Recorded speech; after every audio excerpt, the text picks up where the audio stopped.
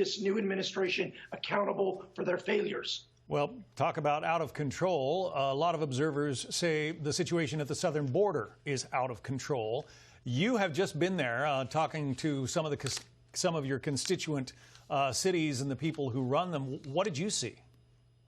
I'm on the border every single week. I was just there yesterday.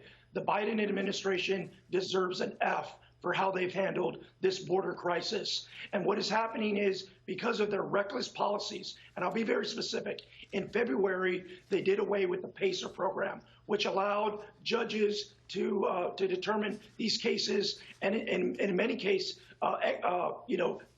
push back against some of these immigrants that were coming. They did away with that program, and what we've seen is record numbers of migrants coming over. They've hampered our structure and our system. The good news, I was just meeting with Border Patrol agents. Their morale is high, and the men and women on the ground doing the work, they are proud of what they're doing, and they deserve our thanks.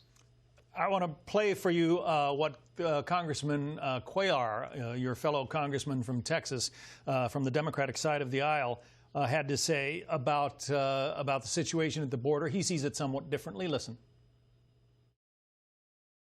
Yeah, look, we can play with words. Is it a challenge or is it a crisis? Let's look at the numbers. Since August of last year, the numbers have been increasing. And especially October, November, and December, we were hitting 70,000. In January, we had 78,000. And this is, again, under the Trump administration, now moving into the Biden administration. So he seems to be making the point that the situation was already dire in the waning months of the Trump administration. Does he have that right? Absolutely. You know, Henry Cuellar is my neighbor to the south, and our districts are very similar. And we are hearing the exact same thing from our mayors, from our sheriffs, from our ranchers and farmers, is things are out of control. And it's a large part due to the inaction of this new administration. You know, there's things that can happen. There's Operation Stone Garden is a federal grant program that works, that highlights sheriffs and police forces that are doing the work. We need to put more resources to them and those on the front lines. The heartbreaking thing is the incredible numbers of unaccompanied minors who are coming to the border. How are they getting there, first of all, and what happens to them once they arrive?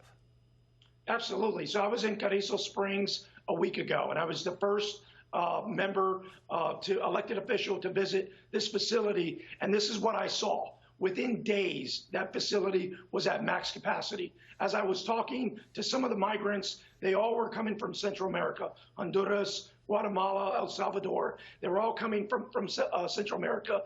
And it was honestly, it was heartbreaking to see because there are so many of them. The numbers are just out of control. And a large part of that is because there's this open border image that the new administration has put forth to the world, and we need to peel back on it. We need to give legal immigration the focus, not illegal immigration.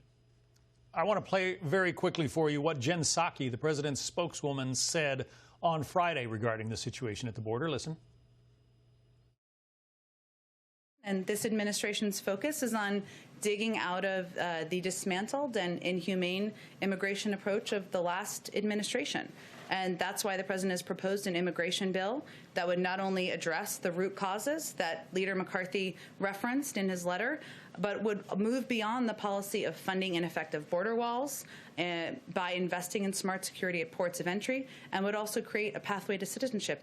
Ineffective border walls, she said. Does the border wall not work?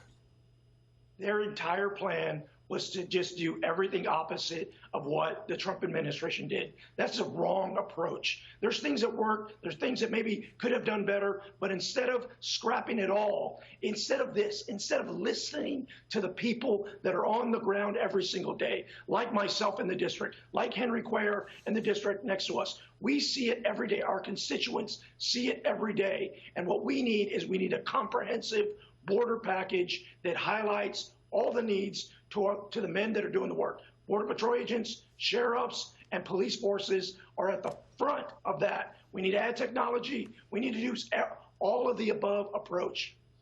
Congressman Tony Gonzalez, Republican of Texas, thanks for spending some time with us this evening. Thank you, John.